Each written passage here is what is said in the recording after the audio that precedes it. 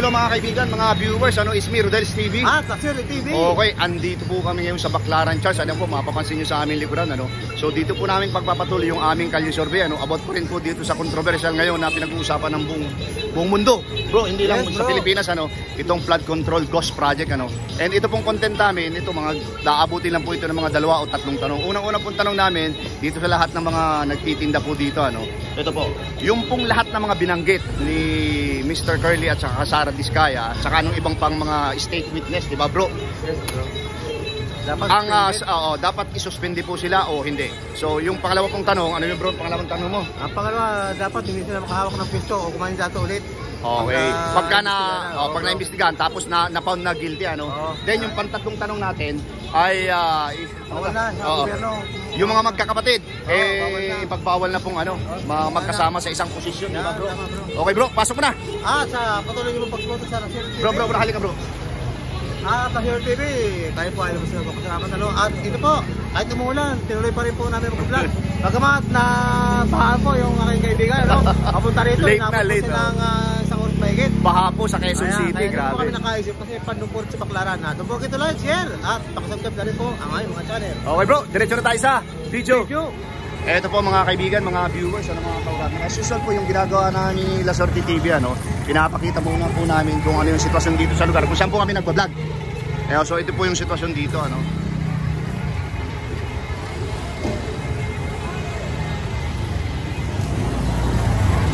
So ayan po ang sitwasyon dito. So bro, ready ka na ba? Okay, sige. Simulan natin kay ate, andyan sa likod mo. Okay, sige ate. Ate, okay na ba tanungin ka namin? Welcome po sa Rodel's TV at ayaw nyo. Okay po. Ito si kapatid. Assalamualaikum. Ano ba sa mga ghost project na topic natin? Oo. Okay lang. Sige. Sagutin mo lang ito. Madali lang to. Ngayon kasi, bagsak mo, isang bagsak lang. Ngayon kasi ito. Bro, halika, kapatid. Halika. Ito, kapatid. Ito kasi, lakasan mo boses mo ha. Sir, lakasan mo boses nyo ha. Ito kasi tungkol dito sa flood control. Yung mga issue, yung mga sobrang pagbaha natin dito. So, ito ang tanong namin. Doon sa lahat ng mga binanggit na mga sangkot, kasama yung mga congressman. Meron din senador. Habang nililitis ang kaso, para sa inyo, okay lang ba na isuspindi sila, hindi na sila pwedeng pumasok? Para sa amin, hindi sila pwedeng pumasok. Kasi hindi sila makakatulong sa mga mga tao. Okay, ikaw naman. Sa tingin mo lang, yung sa tingin mo, kailangan bang isuspindi sila habang nililitis yung kaso? Nabanggit kasi sila na marami silang anomaly na na ika nga talagang kinurakot sa bayan natin. Ano yung sa tingin mo? Suspended. Halika kapatid. Ayaw mo. Halika, may pangalawa pa kaming tanong. Ito yung pangalawang tanong. Doon sa mga politiko na mga magkakapatid. Okay. Gusto nyo ba na magkasama sila sa isang senador, dalawang ehersito, 2 Cayetano, 2 Villar? Pabor ba kayo sa ganun o dapat tanggalin na yun? Tanggalin na. Dapat isa lang? Oo, dapat isa lang. Bakit naman? Kasi kapag may kasama, may buhaya. Kasi sir, follow up question ko na lang sir. Ayan mga politikong yan na sa palagay mo, nakakatulong ba sa taong bayan yan? Hindi nakakatulong. So, kailangan nang baguhin talaga yung constitution natin. Ikaw kapatid, ano yung masasabi mo doon? Ayun na rin. Okay na, sige. Thank you. Ito, tig-isa kayo. Para mapanood nyo yung interview sa inyo. Sticker yan, sir. Oo. Okay. Di tayo. Mga kapatid, okay lang po bang Assalamualaikum po. Okay lang bang interviewin po tungkol sa nangyayari sa atin, tungkol sa mga malawakang pagbaha? Diskaya. Yeah, kilala ni Kuya. Sir, kasama muna. Okay. Sir, ito yung tanong namin. Dito kasi sa atin ngayon sa Pilipinas, laganap ang korupsyon doon sa mga tinatawag na flood control ghost project. Ngayon ang pinakatanong namin, yung mga binanggit na mga congressman, mga senador, at iba pang mga nagtatrabaho sa DPWH, mga kontraktor, habang nililitis sila, payag ka ba, pabor ka ba na sila itanggalin muna? Suspindihin muna Hindi sila. lang suspended, tanggalin sila. Ay, hindi, nililitis pa lang naman eh. So, ang tanong namin, wag na muna silang pumasok o papayag ka na pumasok sila habang nililitis? Hindi na sila pwedeng pumasok. Oh, Habang hindi pa sige maayos. bro, yung pangalawa mo, okay. At kayo po ba Sa mga sa mga magkakapatid. magkapatid, mga kamag-anak, mga lolo-lola, pati yung mga ibang ano po, talagang dapat po yan, palitan na ba yung mga style na ganyan? Palitan na, dapat isa-isa lang ang pamasok sa kanila. Kasi pag may baha, sabi ni Ruben Padilla, may buhaya. Anong, ay, kunyari po, kuya, no? Ano po? Sa mga politiko natin, talagang tayo na pang kurapan po, ang korupsyon sa mga kontraktor. Talaga. Sa mga ganyan, dapat ba huwag nang panghawakin ng pwesto yung mga yan pagka na-investigahan talagang mabuti? Pagka na Talaga hindi sila dapat tumawak ng ganyan. Pati yung kontraktor, bawal At na rin. yung kontraktor kasi Bawal na rin kumawak ng nalulubog ang Pilipinas.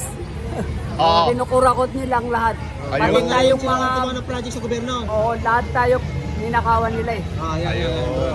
Liwanag, ha? Eto kuya, para mapanood yung interview sa iyo ha. Bawal na rin po kayo. Ayaw kay kuya. Ate, okay lang ba interviewin ka? Thank you po, Okay kuya. lang. Ang basa ka ulit, pag-duwerte. Yan. Okay. Kuya, okay lang interviewin ka? Okay, okay. Kaya, good afternoon po muna. Ibahin mong issue, yung mong tanong. Para kasi Yung issue po natin tungkol po dito Iba sa namang tanong naman. flood control ghost project. Okay. Ito po kasi malawakan yung korupsyon sa atin ngayon ano. Ngayon, ang daming mga binanggit ni Curly at saka ni Sara Diskaya na mga sangkot diyan sa anomaly na yan, ano, malawakang anomaly talaga. Hindi lang milyon, bilyon ang pinag-uusapan ngayon ka. Habang nililitis yung mga binanggit na yan, na mga nakakuha ng kickback, congressman, senador, mga engineer ng DPWH at saka yung mga kontraktor, habang nililitis sila, dapat po bang para sa inyo, pananaw, isuspindi sila o ano, dire-diretso pa rin yung trabaho nila? Alam mo kasi, kapatid, yung mga ganyan, dapat yan sa kanila, delikadisa naman sana. Kaso Yun. wala sila ng ganyan eh. Wala sila Hindi nun, yan no? magbibitiw, maniwala ka sa akin. Oo. Hindi yan. Kahit- Iba nga yan. Yung mga senador nga dyan, nakulong na. Oo. Tapos, Senador ulit ngayon. ngayon senador rin, nagnakaw pa rin. Hindi mo bago na yan. Delikadisa dapat. Kung kaso wala naman sila ng mga ganyang Oo. attitude din natin. Yung sinasabi mo pong delikadeso, yung pagka Kusa na nabanggit sila. yung pangalan mo, magpusa ka na lang. Kasi hindi yan maniwala kapatid, hindi yan bababa. Oo. Kakampiyan niya kasi ang labanan sa atin dito. Kampi-kampiyan eh kung sinong libawa nakulong ngayon, sunod na taon nanalo yung kakampi, papakawalan. Ganun lang nangyayari sa atin. Yung pong palawang tanong namin, marami kasi yung mga magkakapatid ngayon na nasa gobyerno, kagaya ni Cayetano, 2 bilyar, 2 heirs ito. Tapos lahat pa sa iba't ibang probinsya. Ngayon po, para sa inyong pananaw lang ano, ang pinakatanong namin, dapat ba na dapat isa lang yung isang kumbaga sa isang pangalan lang, isang walang kapatid Sa akin naman, sa isang posisyon. Sa akin Kuya, kasi, sa company, bawal yun. sa akin kasi dito sa edad ko na to, Oo. hindi mangyayari yung mga ganyan na ano natin. Kasi karamihan sa atin mga politiko makakapal ang mukha. Maniwala ka sa atin. Hindi yung mga sabi yung ano na yun, hindi mangyayari yan. Ang iba nga, senador na, party list, hawak pa nila. Kaya nga, Paano mo masasabi? kaya kami Di ba? nag-vlog na kuya eh. Oo. Kaya ito nga ang tanong namin, sangayon ka ba na yung mga senador na yan, pagka napatunayan o mga congressman na investigahan, Guilty. pati yung mga kontraktor, bawal na humawak sa Ay, pwesto ng dapat gobyerno. tanggalan na Bawal ng na lisensya yung mga engineer. Kasi mga engineer yan. Yun ang tanggalan pinakamaganda, na. bro, talaga. Tanggalan na kasi. So pag napatunayan na guilty, wag nang bigyan ng posisyon sa gobyerno. Wag na. Ito ako lang, kasi sa Pero panahon sa ngayon, tingin ako, ko, pwede pa. Oo. sa tingin ko, ano lang yun, malada naman sa ganun-ganun puspo. Ito bro, isingit ko lang ito. Ano po yung napapansin nyo sa hearing ngayon ng Blue Ribbon Committee? Mayroon bang pinapanigan itong nasa ano? Kanya-kanya silang Pero halata po yung para sa iyo. halata. Hindi naman tayo ng pinanganak Kahapon, noon, ano? Kahapon. Oo. Tapos kikita mo naman sila nga kinakampen yung isa. Yung isa nagiging abogado pa nung isa. Paano mapaparusahan yan, di ba? Sige kuya, total, tayo naman mga lumuklok sa kanila eh. Oo. Dapat, pakinggan din nila tayo eh, di ba? Tayo rin naman tayo magpahisya, dapat wag sila. Kasi makakilala sila kuya Makakapal eh. nga ang mukha eh. Magsabi rin tayo na sila, hindi na pwede. Sa atin, sana. Kaso sa utak niya, hindi mangyayari. Ito kuya, bilang isang talagang ika nga Pilipino na nagbabayad regular ng tax. Ano po yung gusto mong sabihin dito sa mga crooks na to? Makakapalamukha na to. Kaya naman kayo, pinapalamon yung pamilya nyo sa nakaw. Ayun! Kaya kayo... Samantalang kami, kumita lang ng 200-300, tuwang-tuwa na kami. Kayo, bilyon-bilyon, milyon-milyon. Oo. Tapos ang masakla po doon, dinideliver pa. Kaya nga saan ba kayo nakukuha ng kapal ng mukha? Saan ba nyo kinukuha yan? Yan, kayo po. Sabi ni Vice Ganda, di ba? Binura na. PI nga daw. Kaya nga kulang pa nga yan. Kulang pa yun. Kulang pa yun So sa akin naman talaga. Kuya, maraming salamat sa idea mo ha. Ito po.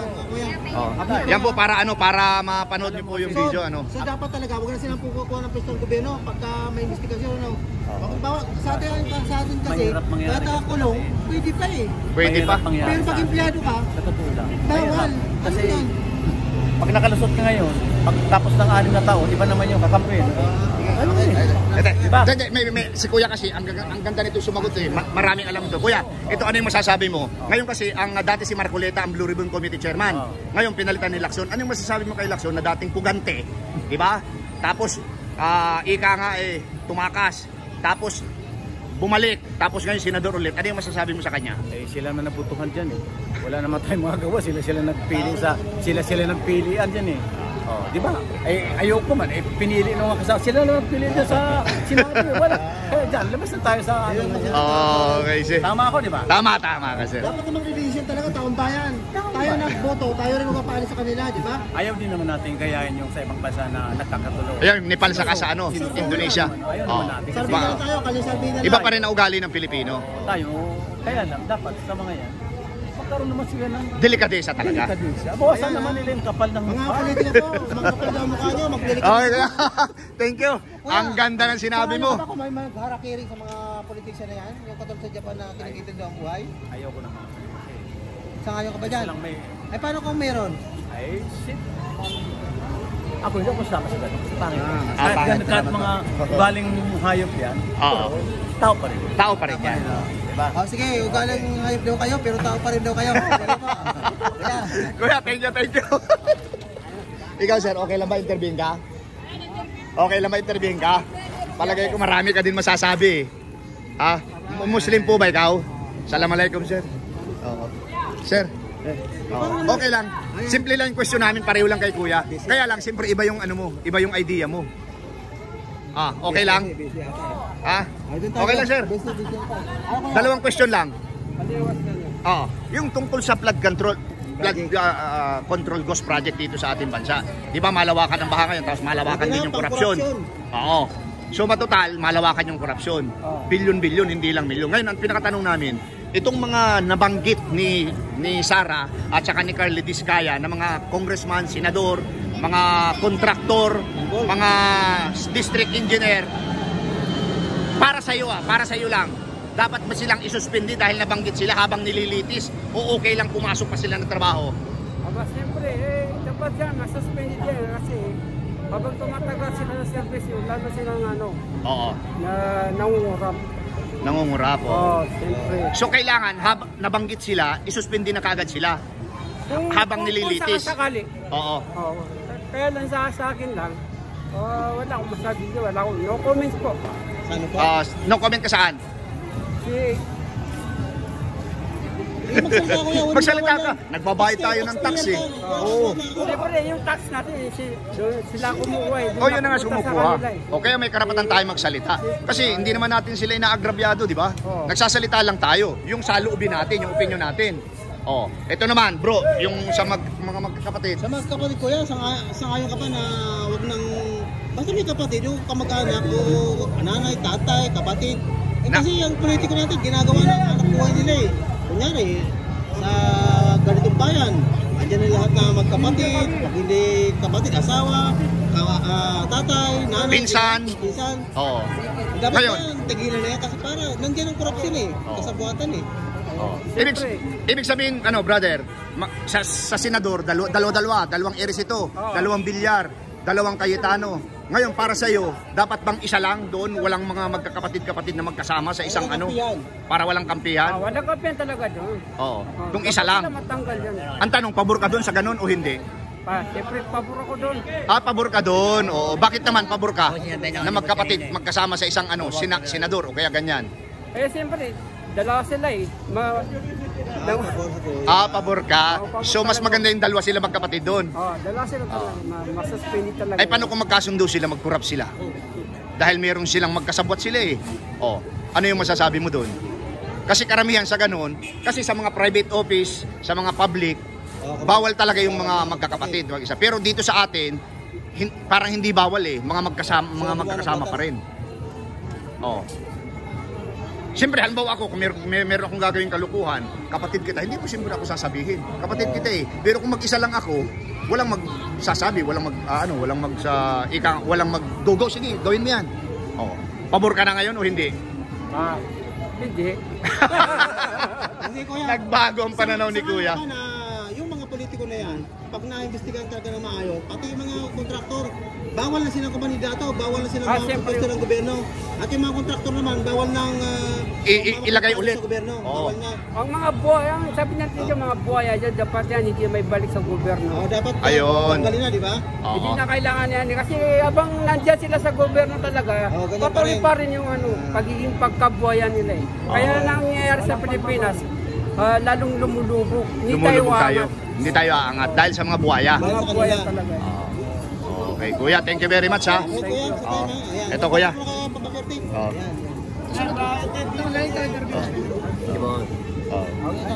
Okay, thank you. At maghahanap pa kami rito. Ikaw sir, okay lang ba? Interviewin ka? Okay. Okay. Okay lang sir, interviewin? Okay, hindi. Okay lang sir, interviewin? Sa inyo po, okay lang interviewin kayo? Okay.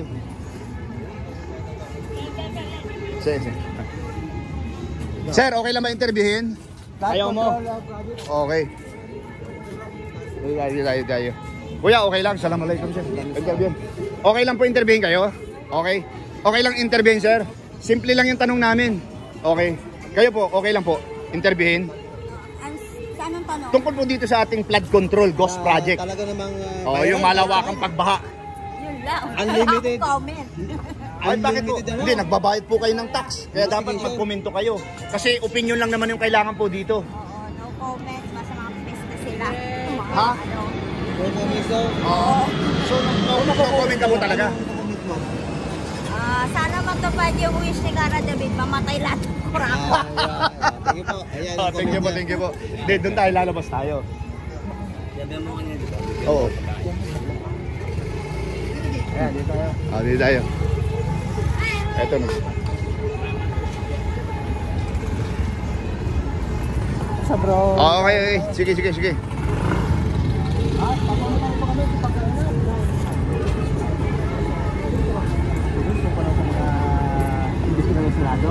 Flood control project, ghost project, development. Kanina. Okay lang, sir? Okay lang. Okay, sige. Okay, hindi. Ito. Ate, okay lang ba ma-interview? Ayaw nyo? Sir, okay lang ma-interview? Ayaw mo? Okay. Ate, assalamualaikum. Pwede pong ma-interview? Ayaw nyo po? Ate, pwede pong ma-interview? Ayaw mo? Okay. Dito tayo, bro. Ate, okay lang bang ma-interview?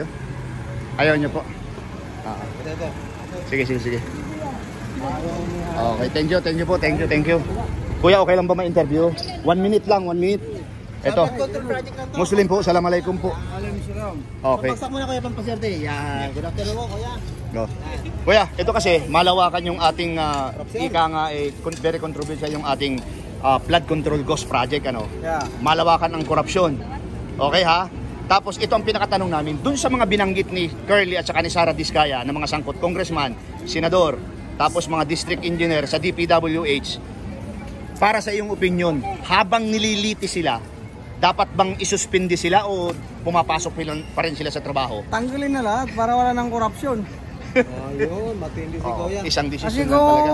hindi mo tatanggalin ang mga korupsyon, paulit-ulit yan. Totoo naman magkakaroon yun. Sige. Kung tatanggalin mo, ikulong mo rin para madala, para pag nadala yan, yung mga corruption na natitira, madadala na, hindi na mamumurap. Okay, bro, yung pangalawa sa mga magkapatid. Sa mga magkapatid, pabor ka ba dyan sa ating batas na kunyari, mayor, sunod naman, kapatid, sunod naman, tatay, nanay. Oo, pag corruption tanggalin o hindi kulong, para hindi na mapag-corrup. Kasi dito sa atin, sa Senado lang sa Senado, dalawa ang bilyar, dalawa ang ehersito, dalawa ang Cayetano. Ngayon, dapat bang dalawa-dalawa ang mga magkapatid dyan o dapat isa lang para walang korupsyon na mangyari? Isa lang. Dapat isa lang. So, hindi siya pabor sa mga Para magkakapatid. yung kay idol natin, Senador Robin Padilla, Ayun. yun ang dapat. Oo. Ay, sangayon ka ba dyan na, kunyari yung mga na-imbestiga na, mga na-involved, dapat pagka mga ganyan huwag nang tumakbo sa anumang posisyon ng Oh, gobyerno. kasi kaya tatakbo yan kasi mangungurap eh. Ayun. Pati yung mga sangkot sa kontraktor na mga na-involved, Oo. dapat din na rin makakuha ng project sa gobyerno. Ganun ba? Oo, kasi pag pinayagan natin yan, wala, hindi mawalang korupsyon. So, Ano, kapatid, ang ibig sabihin ni La Suerte TV, ako si Rodel's TV, Kawawang Cowboy Vlogs, halimbawa yan nililitis, di ba? Tapos talagang naanuhan na sila, na-pound na sila na guilty. Ang decision ay guilty. Totoo talaga nag-corrupt sila. Oo, So, guilty. sa iyong opinion, dapat ba silang bigyan pa ng posisyon sa gobyerno o talagang wala na, iba na sila? Wala na, iba na palitan na para panibago na naman. kasi paulit-ulit lang, di ba nung napulis? Oo. Involved yung mga yan, tapos ngayon, andyan na naman. Andyan na naman, sila. nakulong, Dapat wag lang ganun, di ba? nakalabas. Alabas, maganda. Senador ulit ngayon. Wala na. Problema kasi kahit nakakulong, pwede ka mandato. Sir, para mapanood yung video sa inyo, Oh, thank you. Ano, sir? Thank you, Okay. Sir, okay lang interviewin? Oh, wag na. Okay na. Okay, thank you. Ma'am, ayaw mo? Okay. Baka, 20 pesos ako. Oo. Ano na kaya ito? Sige. Sige. Para pag doon pangalawang video na ayan po mga kaibigan, mga viewers, inyo pong napakinggan yung lahat ng aming mga interview. Dumating na po kami sa oras ng talagang ikakat namin. And abangan nyo po yung aming pangalawang video. So yan po yung sitwasyon dito. Medyo inabot na kami ng gabi dahil ako po ay stranded sa Quezon City. Dahil malawakan po yung baha sa Quezon City. So ayan po siya. Yan po yung sitwasyon dito sa Baclaran. Dito sa ilalim ng ng train. Okay po. Ayan po mga kaibigan, mga viewers, inyo pong napakinggan yung lahat ng aming interview. Halos lahat po sa aming na-interview ng mga kapatid nating Muslim. So, dito po i-analyze nyo po itong video ito, itong aming first video ni La Suerte TV. Dahil malalaman nyo naman po na talagang maraming hindi pabor po dito sa aming content ito. Bro, pasok mo na! At ayan, napakinggan nyo naman po at talagang lahat ng tanong namin dito kahit tumuulan, tuloy pa rin po kami sa paggandak ng aming pag-isikap na makatulong man sa taong bayan kung anong mga salubin nila at don't forget to like, share at pakisubscribe na rin po aking mga channel. Okay, sa muli. Maraming salamat po sa suporta sa aming munting channel. God bless you more. Ito para Thank sa you. inyo. Salamat.